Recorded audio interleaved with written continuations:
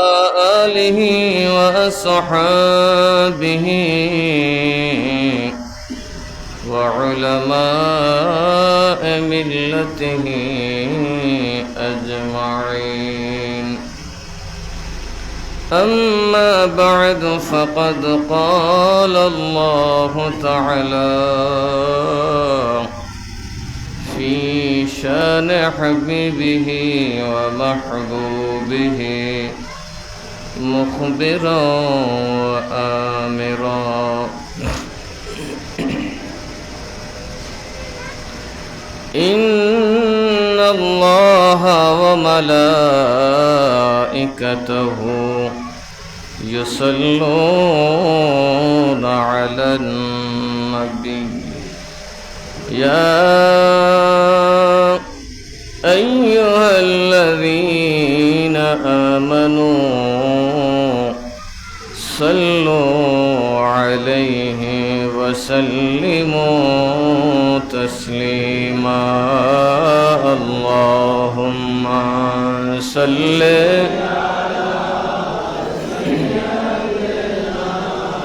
مولانا محمد وعلى آل سيدنا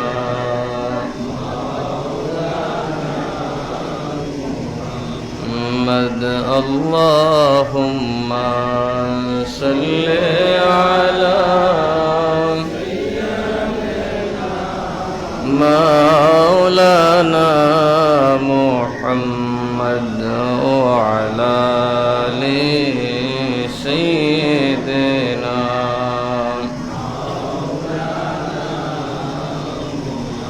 صلاة يا رسول الله عليكم سلام يا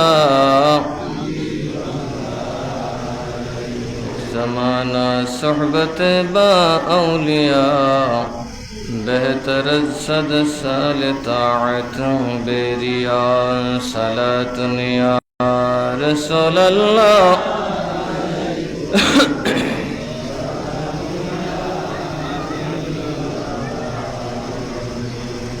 لا إله إلا الله لا إله إلا الله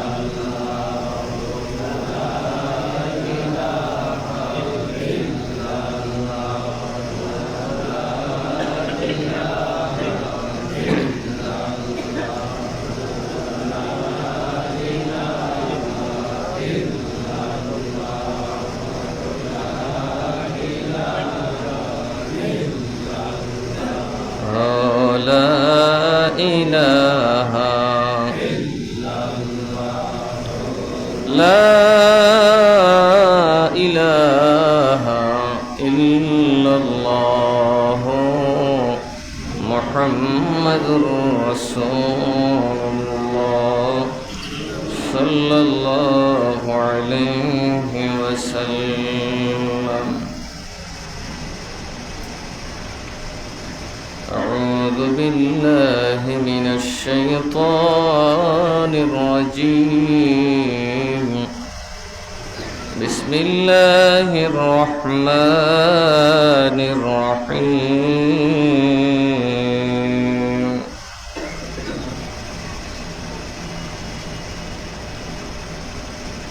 ولا تجادل عن الذين يختانون أنفسهم إن الله لا يحب من كان خوانا أثيما.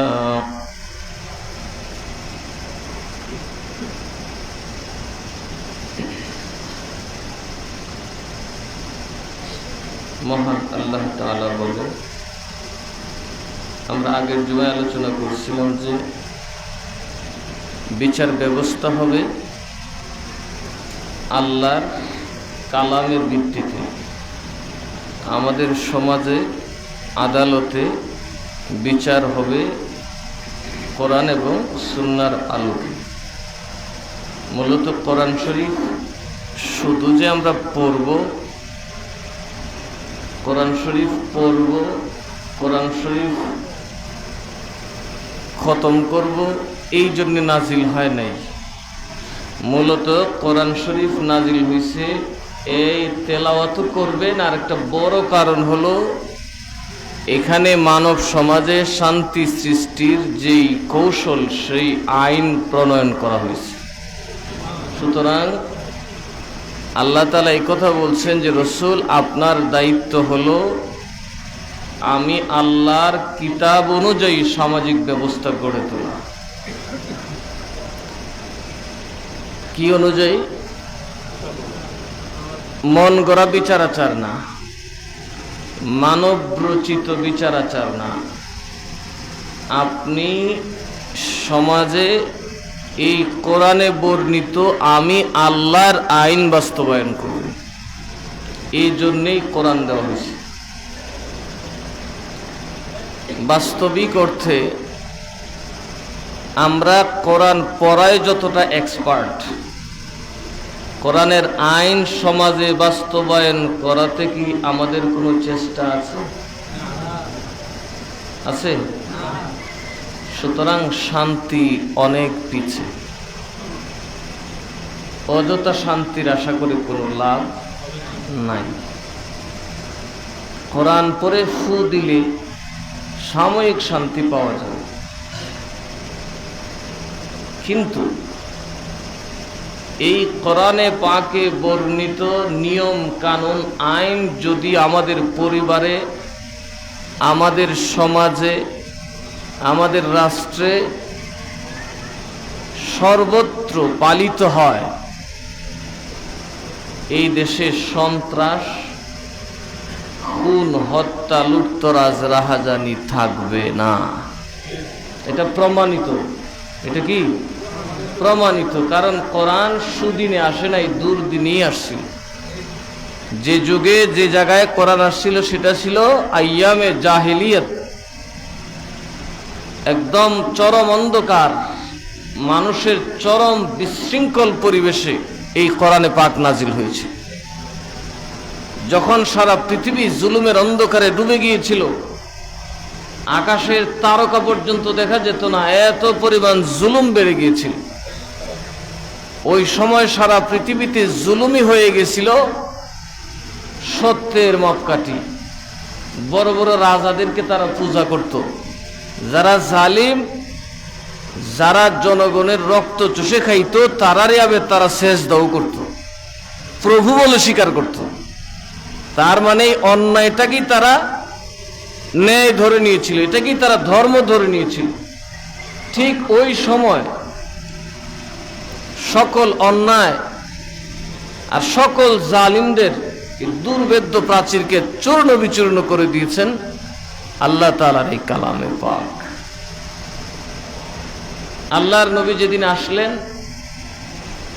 বহু ঘটনা সেদিন পৃথিবীতে ঘটে গেছে। পৃথিবীর কিছু অনির্বাণ শিখা ছিল, এগুলো ছপ করে নিভে গেছে। বড় বড় টাওয়ার ছিল, ধপ করে জমিনে পড়ে গেছে। তখন ওই বাদশারা বলল, ভূমিকম্প নাই, কিছুই নেই, এগুলো পড়ে গেল। গণকরা বলল, কাজ হয়ে গেছে, আপনাদের দিন আর থাকবে না। পৃথিবীতে ন্যায়ের চূড়ান্ত ঘোষণাদানকারীর আগমন হয়ে গেছে। আর ওই নবীকে আল্লাহ কি দিয়েছেন? নবীজির জীবনের যত মুজিজা, নবীজিকে দেওয়া আল্লাহর যত মুজিজা বা মর্যাদা, সর্বোচ্চ মর্যাদার নাম হচ্ছে এই কোরআনে পাক। কি নাম? কি? কোরআনুল কারীম। এটা হচ্ছে আমার নবীর সবচেয়ে বড় মুজিজা।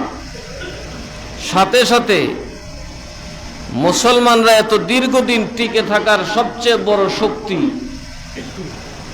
এই আল্লাহর কালাম। কোরআন যতদিন থাকবে, কোরআন বুঝে শুনে যতদিন উম্মত পড়বে, ততদিন তাদেরকে কেউ দুনিয়া থেকে নিশ্চিহ্ন করতে পারবে না। এই জন্যই কোরআন শুধু পড়ার জন্যই নাজিল হয় নাই, খতম পড়ে তবরুক খাওয়ার জন্য নাজিল হয় নাই। এই কোরআন নাজিল হয়েছে কোরআন অনুযায়ী আপনার পরিবারকে সাজাবেন, জন্ম থেকে মৃত্যু পর্যন্ত যা যা প্রয়োজন সব এই কোরআনে মহান আল্লাহ তাআলা বলে দিয়েছেন। সুতরাং আমরা নতুন করে কোনো আইন সৃষ্টি করার প্রয়োজন নাই। দুঃখের বিষয় হলো আমরা যে দেশে মুসলমান সংখ্যাগরিষ্ঠ দাবি করি, আমাদের দেশের আইন কোরআনের তো নাই, আমরারও না। এখনো 100 বছর আগে 200 বছরের গোলামি করা ইংরেজ ব্রিটিশদের আইনই আছে। আমরা এখনো গোলামের জিনজির থেকে মুক্ত হতে পারিনি। আমাদের দেশের আইন এখনো ব্রিটিশরা চালায়, ব্রিটিশের আইন, আমরার আইনই নেই। আমাদের দেশের কোর্ট চলে ব্রিটিশের কথা, এখনো কোর্টের রায় হয় ইংরেজিতে। আমাদের দেশের যুবকেরা রক্ত দিয়েছে ভাষার জন্যে, বাংলা ভাষাকে আন্তর্জাতিক মাতৃভাষা বানানো হয়েছে, কিন্তু ওই বাংলাদেশেই কোর্টের রায় দেওয়া হয় ইংরেজিতে। এটা আবশ্যক, ইংলিশে রায় না দিলে জাজের চাকরি থাকবে না। তো আমরা যে কোন জাতি আমি এটাই আর বুঝি না। গর্ব করে বলি আমি বীর বাহাদুর বাঙালি জাতি, আবার দেখা যায় পাশার তলি আমার সাথী। কথা বুঝেন না কি বলছি? ছাতার মতো আর কি, খনে মাথায় কনে ভাষায়। আমরা আসলে এর কারণ হলো কি, আমরা শিক্ষা থেকে অনেক দূরে। দেশ স্বাধীন হয়েছে 50 বছর হলেও আমরা এখনো ঘরে ঘরে শিক্ষার আলো পৌঁছাইতে পারি নাই। রাস্তাঘাট পৌঁছাই দিছি, রাস্তাঘাট পৌঁছে গেছে সব জায়গায়, কিন্তু শিক্ষার মান যেভাবে উন্নত করা দরকার ছিল প্রত্যেকটা নাগরিকের জন্য বাধ্যতামূলকভাবে, যেই শিক্ষা অর্জন করলে মানুষ পাল্টাবে ওই শিক্ষা না দিয়ে ওটার বিরুদ্ধে কথা বলা হচ্ছে। আজকের ডিসি সাহেবের মাথা গরম হয়ে গেছে যে মাদ্রাসায় ছাত্র কেন বেশি। কথা ঠিক না? 64 জেলার 64 জন ডিসি গেছেন, প্রধানমন্ত্রীর সাথে তারা মিটিং করবেন। এখানে তাদের জোর দাবি হলো মাদ্রাসায় ছাত্র বাড়তেছে কেন, তাদের মাথা ব্যথার কারণ হয়ে গেছে। হবেই তো, কারণ মাদ্রাসার ছাত্র তো বিড়ি খায় না, মাদ্রাসার ছাত্র তো উক্কা টানে না, ধর্ষণ করে না, পথে ঘাটে রাজনীতির নামে দল করে রাস্তাঘাটের গাড়ি ঘোড়া ভাঙচুর করে না। এই আর কদিন অপেক্ষা করেন, এই বাংলাদেশে মাদ্রাসা শিক্ষার কোনো বিকল্প থাকবে না। আপনি চিন্তা করতে পারেন, আমার মাদ্রাসায় 500 ছাত্র আছে। যে ছাত্ররা হোস্টেলে থাকে, আমি হোস্টেলে রাখছি কারণ এখন হোস্টেলে থাকা ছাড়া নিরাপদ বেষ্টনীতে না থাকলে আর পড়ালেখা হবে না। আমরাও যৌবন পার করছি, আপনারাও যৌবন পার করছেন। একটা অ্যান্ড্রয়েড মোবাইলকে যেভাবে ওপেন করে দেওয়া হয়েছে, এই মোবাইল যদি কোনো উঠতি বয়সের যুবক পায়, তার জীবন যৌবন আকল সব ধ্বংস হয়ে যাবে। কথা ঠিক কিনা? বাংলাদেশের নেটে কোনো নিয়ন্ত্রণ নাই, এবং দেখা যাইতেছে বাংলাদেশের যত আনপড় মূর্খ সূর্খ মানুষ ভালো করে লিখতে জানে না, যায় দেখবেন ফেসবুকে তাদের ফতোয়ার কত গরম ঠেলাঠেলি। আমার মাদ্রাসায় যে ছাত্ররা থাকে জিজ্ঞেস করেন, মেট্রিক পর্যন্ত পড়ে, দাখিল পর্যন্ত পড়ে, তাদের কাছে কোনো অ্যান্ড্রয়েড মোবাইল নাই। কেন? এদেরকে এটা না দিয়ে পড়ানো যাচ্ছে না, ওরা তার কোনো কাজ নাই, পড়ি। তো মাদ্রাসায় এই সিস্টেম আছে, কোনো স্কুলে আছে? বরং ষড়যন্ত্র করা হচ্ছে কিভাবে স্কুল ইউনিভার্সিটিতে লন্ডন আমেরিকার মতো একই কামরায় 2টা মেয়ে 2টা ছেলেকে দেওয়া যায়। ওদের দেশে কিন্তু বাধ্যতামূলক, নিয়ে যাবে টোরে, হোটেল রাখবে, 2টা মেয়ে 2টা ছেলে সমানে সমানে দিব, যেমন আছে তা করো, কিন্তু থাকতে হবে একসাথে। এরকম স্কুল কলেজও বাংলাদেশে হয়েছে। আর আপনারা বসে বসে টুপি মাথায় দিয়ে বাবা কত বড় ধার্মিক সেজে বসে আছে। আল্লাহ বলেন এটা বক ধার্মিকের আলামত। কি ধার্মিক? বক বক বগাও দেখবেন খাপ ধরে ধেনে বয়, ধেনে বসে না, মাছ ধরতে বসে। কথা কয় না, ধ্যান বা স্রষ্টা তার উদ্দেশ্য নয়, তার উদ্দেশ্য মাছ ধরা। একে বলে বক ধার্মিক, ভাবে সবে খুব পরিষ্কার না। আপনি যতক্ষণ আপনার জীবনে এই কোরআনকে অ্যাপ্লাই না করবেন, আপনি যতক্ষণ আপনার সমাজে, পরিবারে, সব জায়গায় আল্লাহর কোরআন এবং রসুলের সুন্নাহকে প্রতিষ্ঠিত না করবেন, আপনাকে কেউ জান্নাতের গ্যারান্টি দিতে পারবে না। কেউ পারবে না। রসুলই দেয় নাই, আল্লাহও দেন নাই, তো আমি দিব কি করে? আপনি দিবেন কি করে? আজকে রমজান মাসে যে কাজ ঢাকা ইউনিভার্সিটিতে হলো, ইফতার পার্টি করতে সরকার নিষেধ করলো, অথচ ডিজে ডান্স, উলঙ্গ নৃত্য, উচ্ছৃঙ্খল নৃত্য আজকে রমজান মাসে ঢাকা ইউনিভার্সিটিতে করার মানে কি? এদেশের সমস্ত মুসলমানের গালে জুতা পিটা করা। ঘুমান আরো ঘুমান আপনারা। এই জন্য দিন আসতেছে, মানুষ এক সময় তার বেহায়াপনার মজাটা বুঝে না, এক সময় বুঝে। স্বামীর কুলে, স্বামীর ঘরে থাকলে স্বামীর কদর বুঝে না। ডিভোর্স দিয়ে নাচতে নাচতে ঘর থেকে বাইরে হলে বুঝে এক বেলা খাইতে গেলে কি পরিমাণ মেহনত লাগে। কথা কয় না? দেখেন যারা করতেছে তাদের অবস্থা কি হচ্ছে। যে আমরা মুরব্বীরা যে একটা কইতো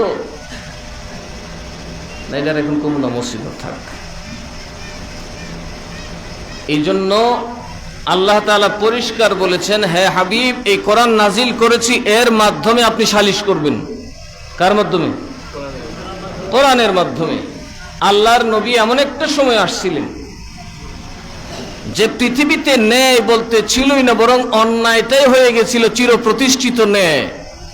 তখন আল্লাহর নবী কোরআন দিয়ে জাতিকে মুক্ত করে, শৃঙ্খল মুক্ত করে স্বাধীনতার সুযোগ দিয়েছিলেন।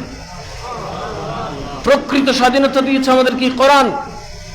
কি হিন্দু, কি মুসলিম, কি বৌদ্ধ, কি খ্রিস্টান, সকল মানব জাতির স্বাধীনতার সনদের নাম হচ্ছে কোরআন। এখানে কারো কোনো পক্ষ নেওয়া হয় নাই, ধর্মের কোনো বিচার করা হয় নাই, অন্যায়কারীকে কোনো সুযোগের ব্যবস্থা রাখা হয় নাই। আর নয়তো সকল কিছুতেই একটা না একটা সুযোগ রাখা হয়েছে। আমাদের চিন্তা ভাবনা বদলাতে হবে। আমরা এমন এক বাঙালি জাতি, আমরা যুদ্ধ করে রক্ত দিয়ে আমাদের ভাষাকে আন্তর্জাতিক মাতৃভাষা বানাতে পেরেছি, কিন্তু আমাদের আদালতে বাংলা ভাষায় রায় দিলে এটা অপরাধ। কোর্টে বাংলা ভাষাই চলবে না।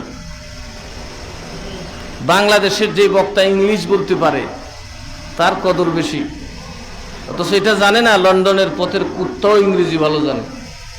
কথা বলে, লন্ডনের রাস্তায় যে কুকুর চলে, এটা কি বাংলা বুঝে না ইংরেজি বুঝে? যারা বাংলা এটা ক্লাইব। সৌদি আরবের কুত্তা কিন্তু আরবি বুঝে, বাংলা।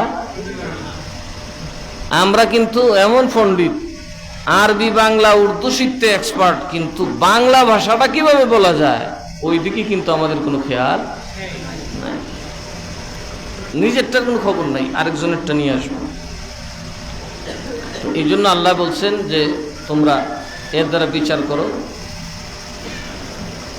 এটা আমি গত জুমাতে আরো বিস্তারিত আলোচনা করেছি। তারপর আল্লাহ তাআলা বলেন, ওয়ালা তুজাদিল আনিল্লাযীনা ইখতানুনা আনফুসাহুম ইন্নাল্লাহা লা ইউহিব্বু মান কানা খাওয়ানান আসীমা। এবং তাদের পক্ষ থেকে তোমরা ঝগড়া করবে না যারা নিজের আত্মাকে, নিজের অস্তিত্বকে, নিজের নফসকে, নিজের জাতিসত্তাকে অবিশ্বস্ততার দিকে নিক্ষেপ করে।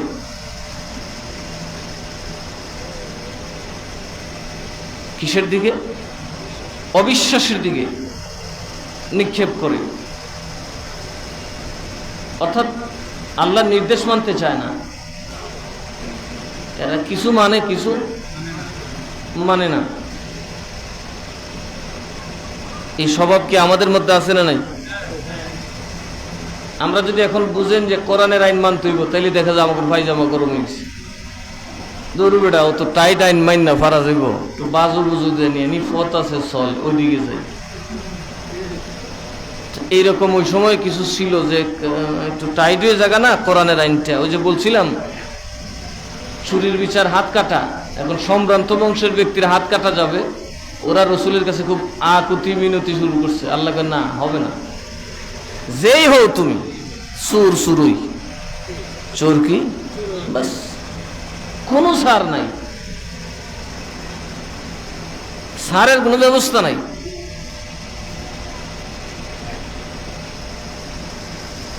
এই জন্য আল্লাহ বলতেছেন এদের সাথে তোমরা ঝগড়া করো না, যারা তাদের আপন সত্তা, নিজের আত্মাসমূহকে অবিশ্বস্ততার মধ্যে নিক্ষেপ করেছে। ইন্নাল্লাহা লা ইউহিব্বু মান কানা খাওয়ানান আফীমা, নিশ্চয় আল্লাহ তাআলা ভালোবাসেন না, পছন্দ করেন না কাকে? মান কানা খাওয়ানান আফীমা, প্রতারণাকারী।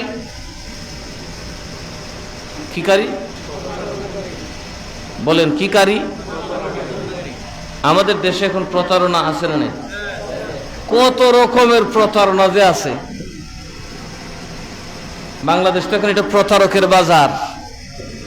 বিদেশ যাইতে প্রতারণা, পথে ঘাটে মাল বিক্রি করতে প্রতারণা, ব্যবসায়ী তার দোকানের প্রতারণা করে, মেডিসিন ব্যবসায়ী ওষুধ ব্যবসায় প্রতারণা করে, আছে না নাই? ধোকাবাজি প্রতারণা আছে না নাই? নাই। কোন সেক্টর আপনার একটু বলেন। আর আল্লাহ স্পষ্টত বলেছেন আমি প্রতারণাকারীকে ভালোবাসি না। তার মানে যার ব্যবসায় প্রতারণা আছে, যার যেই শ্রমিক মজদুর মালিকের কাজ করায় প্রতারণা করে, আল্লাহ তার কোনো নামাজ রোজা কবুল করবে না। এরকম প্রতারক আছে না নাই? মাটি কাটতে গেছে, খুব পরিশ্রমের কাজ, আল্লাহর খুব পছন্দের কাজ, বেশি পরিশ্রম, গিয়ে একটা টান মারবো, চিল্লা 5 ইঞ্চি উপরে তুলে বলে, প্রতারণা আছে না নাই? খালাস, আপনার এই মেহনত যা পাইলেন পাইলেন, কিন্তু আল্লাহর কাছে এর কোনো পুরস্কার নাই। দোকানে বলবে সলিড মাল, একদম নাম্বার 1, আসলে সেটা নাম্বার 1 না। আপনি বুঝেন নাই, নিয়ে বাড়িতে চলে আসছে। এটা কি বুঝে? একবারই বুঝেন নাই, কিন্তু সে প্রতারণা করছে, একটা বইলা আর একটা দিছে। এই সকল প্রতারণা যারা করবেন, আল্লাহ তাআলা স্পষ্টত বলে দিয়েছেন আমি তাদেরকে ভালোবাসি না। কি বাসি না? আপনি আমাকে ভোট দিয়ে অনেক কিছু দিন, পরে খুঁজে দেখে নাই, কথা বলেন, ওগুলো প্রতারণা কিনা?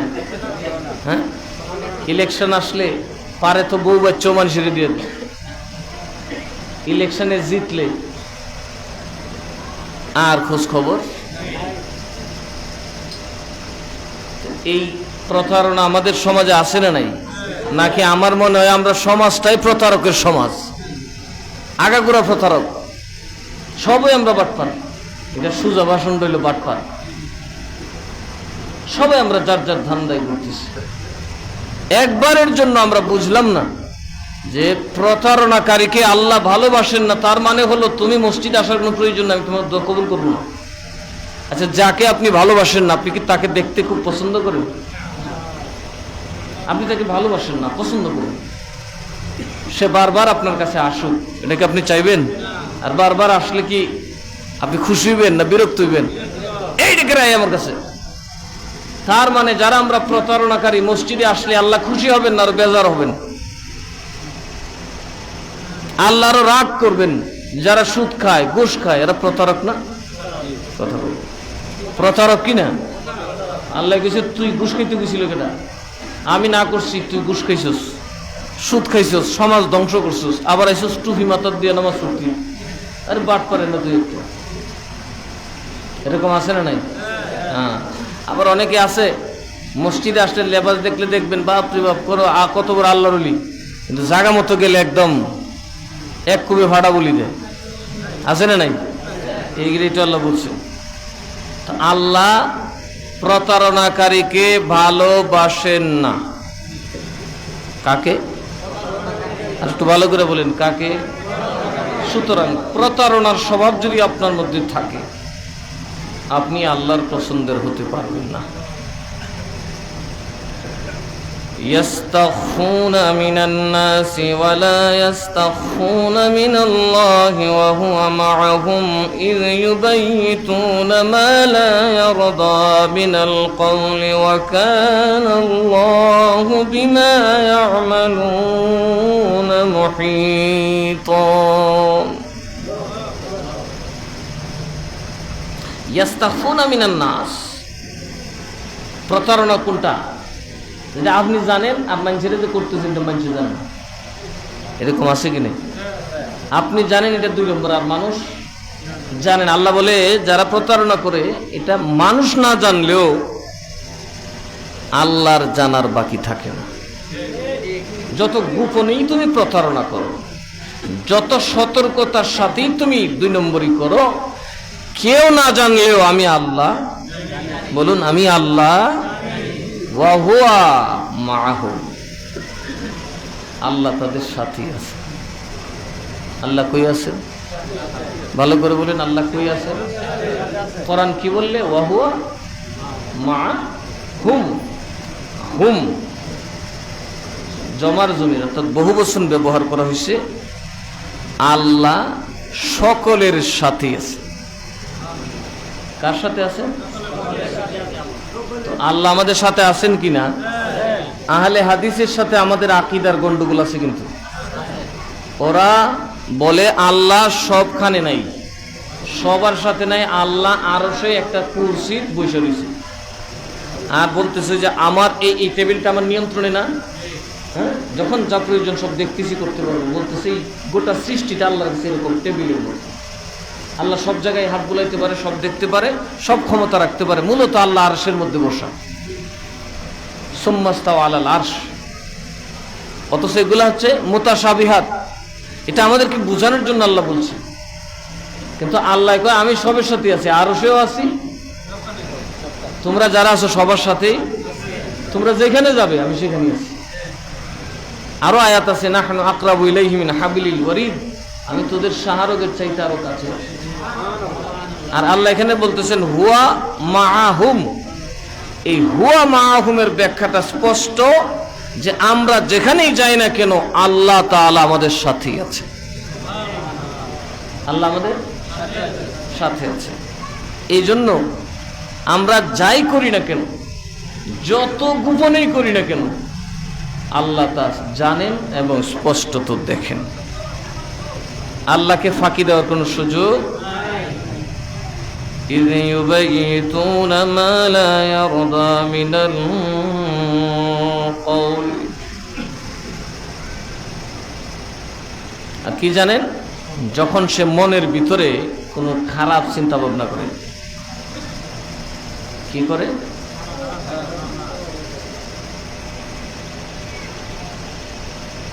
মা লা ইয়ারদা মিনাল কওল, আল্লাহর অপছন্দনীয় সিদ্ধান্ত যখন সে মনে মনে নেয় তখনই আল্লাহ জানে। তাইলে বোঝা যায় আল্লাহর সাথে থেকে খালি ডাইনে বা মিথ্যা জানে না, ভিতরেরটাও জানে। জানে কি জানে না? আমরা তো একজনের পাশে থাকলে মনের খবর জানি না, হাতে পায়ে করতেছি দেখতেছি, কিন্তু ভিতরে কি কেটে জানি। আল্লাহ বলেন আমি তোর আর ভিতরের খবরটা জানি, তোমাদের সাথেও আছি, কি করতেছো তাও দেখতেছি, ভিতরে কি আছে তাও দেখতেছি। وَكَانَ اللَّهُ بِمَا يَعْمَلُونَ مُحِيطًا। আর আল্লাহ তাআলা তাদের কার্যাবলীকে পরিবেষ্টন করে আছেন। আমরা সবাই আল্লাহর বেষ্টনীর ভিতরে আছি, তার সীমার বাইরে যাওয়ার কোন ক্ষমতা আমাদের নাই। আমাদের সকল কার্য তিনি তার দায়রার ভিতরেই হচ্ছে। সুতরাং আল্লাহকে ফাঁকি দেওয়ার কোনো সুযোগ নাই। হা আনতুম হাউলাই জাদালতুম আনহুম ফিল হায়াতিদ দুনিয়া ফামান ইউজাদিলুল্লাহু আনহুম ইয়াওমাল কিয়ামাতি আম্মান ইয়াকুনু আলাইহিম ওয়াকিলা।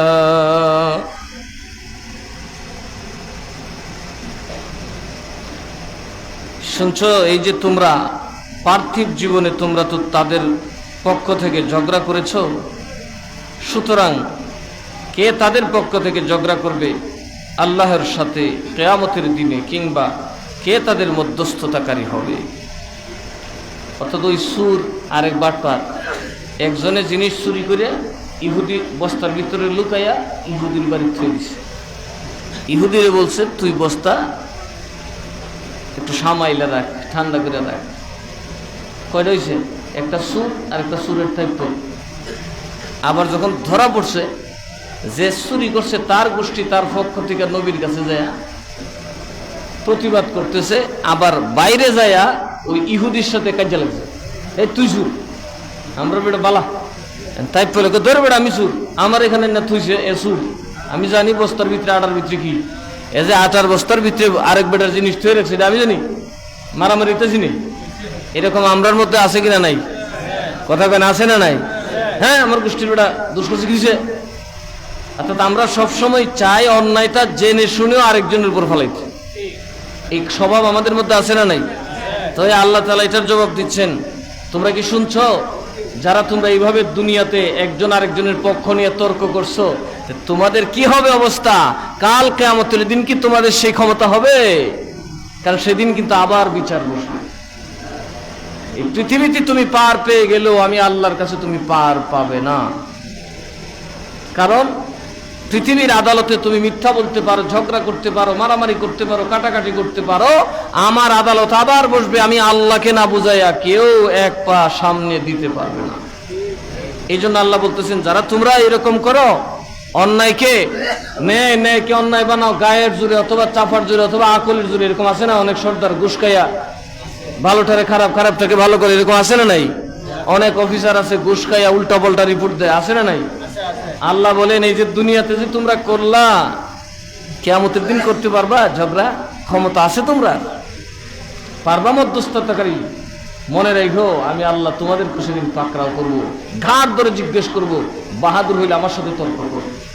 আজকের ময়দানে বাহাদুর হলে মধ্যস্থতাকারী করো, যে ওই ব্যক্তিরে ছাড়াইছিলি, দুনিয়া অন্যায় প্রতিষ্ঠিত করছিলে, ওই আরে দর্শি তুই সারা, তা আমি সারা মুখে এমনি করতো, এইটারে সহদুজ হবে। কথা বুঝেন নাই কি বলছি? যে সর্দার সালিশ করছে ঘুষ খাইয়া, ন্যায় রে অন্যায়, অন্যায় রে ন্যায় বানাইছে, তিনিও সেদিন ওই ব্যক্তির সাথে জাহান্নামে যাবেন। কারণ তিনি মাঝখানে থাইকা জিনিসটাকে উল্টা পাল্টা করছেন। এখন আমাদের মধ্যে এই স্বভাব আছে না নাই? সবের মধ্যে আছে, সবার মধ্যে আছে। আমি দোষ করলে আমি দোষী না, সর্দারের ফায়া ধরে মাথায় ধরে আরে আমার ইজ্জত বাঁচাই দাও। কথা কেন? বড় লোক হইলে মনে করে যে টাকার ফরফরানি আছে, দুনিয়ার পাবলিক যে জাহান নামে যাক বেড়া, আমি পয়সা দিয়ে ওসি এমপি সব কিনলাম, তোরা ভুল করলাম। আছে না নাই? এরকম লোক আছে না নাই? অন্যায়কে যারা প্রশ্রয় দেয় তারা নিজেও অন্যায়কারী। যেন আল্লাহ চ্যালেঞ্জ ছুড়ে দিয়েছেন, যারা এরকম করছো মনে রাখবা কিয়ামতের দিনে করতে হবে। যেদিন সূর্য আধাত উপরে থাকবে, পরনের লুঙ্গিটাও থাকবে না, মাথার উপর ছাতা থাকবে না, ঘামের সাগরে সাঁতরাইতে থাকবে, বাট আমি আল্লাহ 50,000 বছর দাঁড় করে রাখবো। দাঁড়ানোর সুরে তোমার চিৎকারে আসমান এবং জমিন ফেটে যেতে চাইবে, তামার জমিন থরথর করে কাঁপবে, চিৎকার আর আওয়াজ চেঁচামেচির চলবে, তোমার কান ফেটে যাবে, মৃত্যু তোমার কাছে আসতে দেব না। সেদিন আমাকে হিসাব না দেওয়ার আগে তোমাকে এক চুল পরিমাণ সামনে যেতে দেওয়া হবে না। এই জন্যই আল্লাহ তাআলা আমাদের পাঠাইছে দুনিয়ায়, আবার ধরবে। যেদিন ওনার আদালত হবে সেদিন কিন্তু পার বা ফাঁকি ঝুঁকি করার কোনো সুযোগ নাই। এই জন্য ইমানদারকে কঠিনভাবে ওই দিনের কথাটা মনে রাখতে হবে। আমরা যেন বিচার দিনে বাঁচতে পারি। আমাদের আসল আদালত, দুনিয়ার আদালত আজকে রায় দিছে, কয়েকদিন পরে মরে যাবেন, আর ওখানে রায় যদি উল্টা পাল্টা হয়, আপনি যে কত শত বছর জাহান্নামে থাকবেন এটা একমাত্র আল্লাহ তাআলাই ভালো জানেন। সুতরাং আমরা যেন প্রতারণা না করি, আমরা যেন দুষ্টামি না করি, অন্যায়ের পক্ষে যেন কখনোই কথা বলেন, অন্যায়ের পক্ষে যেন কখনোই কথা না বলি, গায়ের জোরে যেন আমরা কোনো কথা না বলি। আল্লাহ তাআলা আমাদের সকলকে বোঝার তৌফিক দান করুন। ওয়া মান ইয়ামাল سوءا أو يظلم نفسه ثم يستغفر الله يجد الله غفورا رحيما আল্লাহ এবার একটা সুযোগ দিয়েছে। তবে যদি কেউ এগুলা করার পরে অর্থাৎ প্রতারণা করছে, বুঝে নাই, বাটপারি করছে, চিটারি করছে, ঘুষ খাইছে, দুর্নীতি করছে, এরপরে যদি সে ক্ষমা চায় আল্লাহর কাছে, কার কাছে ক্ষমা চায়, ইয়াজিদিল্লাহ গাফুরুর রাহিমা, তবে সে আল্লাহকে অবশ্যই কি পাবে? ক্ষমাশীল এবং দয়ালু পাবে। তার মানে আমাদের জন্য দরজাটা এখনো বন্ধ হয়নি। যে যা করছেন চূড়ান্তভাবে তওবা করার মতো করতে পারলে, আল্লাহকে খুশি করার মতো মাফ চাইতে পারলে আল্লাহ আপনাকে মাফ করে দেবেন। যেমন ফুজাইল ইবনে আয়াজ এমন ভাবে আল্লাহর কাছে মাফটা চাইছিলেন যে খুনি হওয়ার পরেও, ডাকাত হওয়ার পরেও আল্লাহ তাআলা শুধু তারা মাফ করেন নাই, আল্লাহর মস্ত বড় ওলি বানিয়ে দিয়েছিলেন। মস্ত বড় ওলি না, সমস্ত আউলিয়াদের সিরতাজ বানিয়ে দিয়েছেন হযরত ফুজাইল ইবনে আয়াজ। সুতরাং যারাই আমরা অপরাধ করি, মাফটা যেন আর্টিফিশিয়াল না হয়, আস্তাগফিরুল্লাহ রাব্বি মিন কুল্লি যামবি ওয়া তুবু ইলাইহি, এইভাবে না, মন থেকে আল্লাহর পাপ আযাবের ভয়ে একদম সারেন্ডার করতে হবে, পাপ ছেড়ে দিতে হবে এবং চূড়ান্তভাবে আল্লাহর কাছে কান্নাকাটি করতে হবে। তাহলে আল্লাহ বলছে, আমি কিন্তু তোদেরকে নিরাশ করব না, আমি তোমাদেরকে মাফ করে দেব। وَمَن يَكْسِبْ إِثْمًا فَإِنَّمَا يَكْسِبُهُ عَلَى نَفْسِهِ, আর যে পাপ করে এই পাপ তার উপরই পড়ে। কার উপরে পড়ে? তার উপরে পড়ে। وَكَانَ اللَّهُ عَلِيمًا حَكِيمًا, আল্লাহ হচ্ছেন মহাজ্ঞানময়, মহাপ্রজ্ঞাময়। অর্থাৎ যে পাপ করে পাপ তার উপরেই পড়ে। যেমন বাবায় সুদ খায়, বাবায় সুদের কারবার করে, গুনাহ সব বাফির হইবে, পোলাপানের কোনো গুনাহ নেই। বুঝেন না এই কথাটা? এখন এক বেচারা ঘরে বসছে, পয়সা বললো, এই আমি তো তো করে ডাকাতি করে খাওয়াই, আমি তো যাবো দুজকে, তোরা যাবি নি।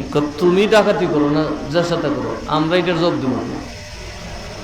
তাইলে খাইলো সবাই, অপরাধ কারিল, ডাকাতি বইয়া সব দিকে কেটে নিছে। এরকম আছে না? আছে, কিন্তু ব্রাহ্মণবাড়িয়াতে আছে এক জায়গায়, একবারে সব কটার কেটে নিছে। আমি ডাকাতি করে খাওয়ামু, খাইবার বেলায় সব আছো, ফাফের বেলায় কেউ নাই, তো সবের কেটেলাম। পাগল হয়ে গেছে সাথে সাথে। আপনি সুদ খাইতেছেন, আপনি একা খাইতেছেন, এটা আপনি সমাজের মানুষকে খাওয়াইতেছেন, আপনার ছেলে মেয়েকে খাওয়াইতেছেন, বন্ধু বান্ধবকে খাওয়াইতেছেন। কেউ পাপের বোঝা নিবে না, পাপের বোঝা রেখা আপনার কাছে বলবে। মনে রাখবেন, আপনার দৌলত খাবে অনেকেই, কিন্তু পাপটা আপনার হবে। সুতরাং আমার মনে হয় 10 জনের জন্য পাপের গাঠটি নিজের কাঁধে লওয়ার কোনো কারণ নাই। লাভ হবে সবার, দোষ হবে কেবল আপনার। এই জন্য আল্লাহ বলেন, মাই ইয়াকসিব ইসমান ফাইন্নামা ইয়াকসিবুহু, গুনাহ যে কামাবে, অপরাধ যে করবে, সেই কেবল অপরাধী হবে। অপরাধটা তার গায়েই পড়তে হবে। অথচ সুযোগ সবাই পাবে, তাদেরকে অপরাধী বলা হবে না। আমাকে সুদখোর যদি দাওয়াত করে, আমি ধরে খাইলাম, সুদের রুজি খেয়েছি, আমার কোনো গুনাহ নেই। কেন আল্লাহকে এত বড় মেহমান দাওয়াত করছে, খাইছি, কি সমস্যা? দোকানদারে আপনার সাথে ব্যবসা করতেছে, বলে তো ব্যবসা করে জিনিস বেচে টাকা নিচ্ছে, আর আপনি যে সুদের কৌশলে টাকা আনছেন, আপনার জন্য এটা হারাম, আপনি করছেন আসল পাপ। ছেলে মেয়ে আপনার, ওরা বাবার সম্পদ খাবে না? সুতরাং বাবার সুদের টাকা ছেলে মেয়েরা বাট করে নেবে, আরামে আয়েসে থাকবে, কিন্তু তারা গুনার জবাব দিবে না। জবাবটা কেবল তাকেই দিতে হবে যিনি সুদের কারবারটা করছে। কাজেই আল্লাহর ওয়াস্তে আমাদেরকে এগুলো ত্যাগ করা প্রয়োজন।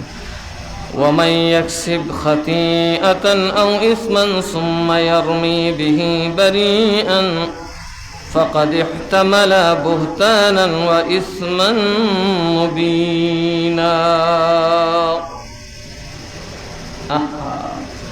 এবং যে ব্যক্তি কোনো দোষ কিংবা পাপ করছে, কি করছে, অতঃপর সেটা কোনো নিরপরাধ ব্যক্তির উপর নিক্ষেপ করছে। এরকম তো আছে না নাই? আকাম করে একজন, ফালায় দেয় আরেকজনের উপর। এই খাচ্ছ তো তামরার মধ্যে আছে, কথা কয় না কে? ইহুদির মধ্যে না, মুসলমানের মধ্যে আছে। করে একজনে ফালায়, যেমন একজনে খুন করে আরেকজনে ফাঁসিতে ঝুলে।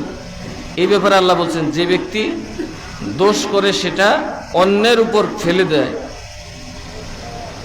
সে অবশ্যই অপবাদ এবং প্রকাশ্য গুনাহ বহন করছে। কি এক তো সে অপবাদের অপরাধও তার হয়েছে, এবং প্রকাশ্য পাপী। সে কি পাপী? প্রকাশ্য পাপী। আর প্রকাশ্য পাপীদের ব্যাপারে আল্লাহ তাআলার একটা কথা আছে, প্রকাশ্য পাপীরা কখনোই পৃথিবীতে মর্যাদা পাবে, এদের শেষ জীবনটা হবে অতি ভয়ঙ্কর, অতি বিপজ্জনক। তাদের মৃত্যুর আগে এমন কিছু বিমার তাদের হবে, এমন কিছু যন্ত্রণা তাদের ভিতরে আসবে যে তারা জাহান্নামের পশুর মতো আচরণ শুরু করে দেবে। নাম্বার ওয়ান, আল্লাহ তাদের মস্তিষ্ক বিকৃত করে দেবে, তাদের চোখে পায়খানাকে হালুয়ার মতো মনে হবে। এই যেই পাপীদের কথা বললাম, নিজে পাপ করে অন্যের উপর ফেলে দেয়, নিজে ভালো মানুষ, তাদের শেষ পরিণতিটা দুনিয়াতে থাকতেই আল্লাহ তাদের মেধা কেড়ে নেন, আল্লাহ তাদের আওলাদ হয়তো কেড়ে নেন, নয়তো অযোগ্য বানিয়ে দেন, পাপিষ্ট বানিয়ে দেন। এমন পাপিষ্ট বানান যে সন্তান তার সামনেই পাপ করে সে বুক চাপড়ায় মরে। এরকম আছে না অনেক মানুষ? দেখবেন অনেক মানুষ আছে। আল্লাহর বিচার কিন্তু সাংঘাতিক বিচার। আপনার যৌবন, আপনার মেধা সারা জীবন থাকবে না। শেষ বয়সে 2-4টা ঘাড়ো যে টিকনি দিব, ওই জাতার ছুটি কিন্তু আপনি সাইজ হয়ে যাবেন। তখন তার চোখে পায়খানা লাগে হালুয়ার মতো। যৌবনে হালুয়ার দিকে যেমনি দৌড়াইতো, সে পায়খানা খাওয়ার জন্য দৌড় শুরু করে দিবে। সে পাগল হয়ে যাবে, উদ্ভ্রান্তের মতো কথা বলবে, হারামকে সে হালালের মতো বলবে, নজ্জিস খাওয়া শুরু করবে। তো আল্লাহ তার কল্পে কুকুর বিড়ালের মতো করে দেবে। সুতরাং পাপ করে স্বীকার করে আল্লাহর কাছে মাফ চাওয়া এক জিনিস, আর নিজে পাপ করে আরেকজনের কাঁধে উঠিয়ে দেওয়া, আল্লাহ বলেন এটাকে প্রকাশ্য শত্রুতা, প্রকাশ্য পাপ। যেই পাপের শাস্তি আমি খুব তাড়াতাড়ি দান করি এবং জঘন্যভাবে আমি তাকে পৃথিবী থেকে উঠিয়ে নেব, যার শাস্তি দেখে মানুষের অন্তরাত্মা কেঁপে উঠবে, শরীরের লোম শিউরে উঠবে। আমরা যেন কখনোই অন্যায় করে সেটা কারো ঘাড়ে চাপানোর চেষ্টা না করি। আল্লাহ তাবারক ওয়া তাআলা যেন আমাদেরকে হেফাজত করেন, আমাদেরকে যেন বুঝার তৌফিক দান করেন। আসুন আমরা নবীকে একটু দাঁড়িয়ে সালাম দেই। ইয়া নবী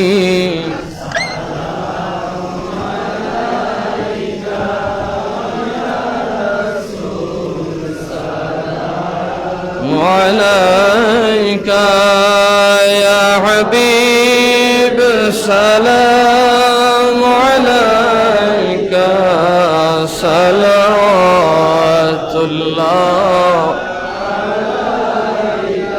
হাবিবি সাইয়্যিদি ইয়া রাসূলুল্লাহ আকা সাইয়্যিদি ইয়া হাবিবাল্লাহ। কে বলে নবী গো আপনি দূরে, আপনি আছেন গো নবী উম্মতের হৃদয় জুড়ে। আন-নবিয়্যু আওলা বিল মুমিনিনা মিন আনফুসিহিম, আমার মাওলা যে কোরআনে বলে নবী সালাম আলাইকা ইয়া রাসূল সালাম আলাইকা ইয়া হাবিব সালাম আলাইকা সালাওয়াতুল্লাহ